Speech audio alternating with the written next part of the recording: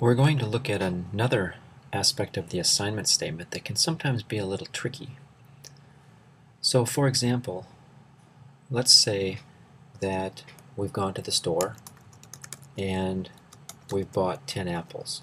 So we'll have an assignment statement. Apples is assigned the value 10, which we know means that apples is now a reference to the data object 10. So we could draw that here. Apples is a reference to the data object 10. Now, let's say that we also buy some bananas. So maybe we buy the same number of bananas as we bought apples. So one thing we could do is we could say bananas equal 10. But the other thing that we could do is make use of apples and say bananas is assigned the value of apples. Now, remember, this is an assignment statement. The right-hand side can be any expression. So in this case, the expression is to evaluate the value of the name apples.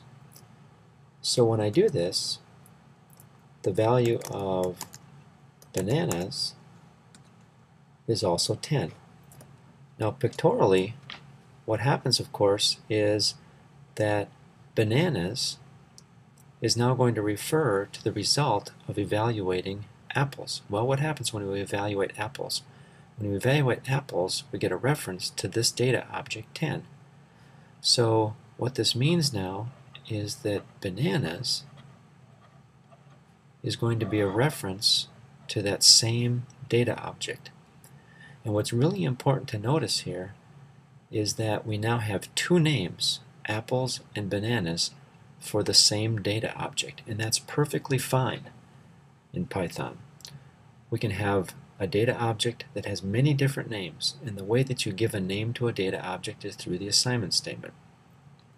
So in this case, apples was referring to the data object 10, and I said now bananas will refer to the same object that apples refers to. And in fact, that's one way you can think about interpreting the assignment statement. You can say, let the name on the left-hand side refer to the value that's referred to on the right-hand side. But now here's the tricky part. What happens if I eat one of my apples? Well, we know that now there are 9 apples. So I could say apples gets set equal to 9. But we have to be very careful now, because what has happened is that when apples changes in terms of the assigned reference, so that now apples is going to refer to the data object 9, no longer 10. So now here's my diagram. Notice that bananas did not change.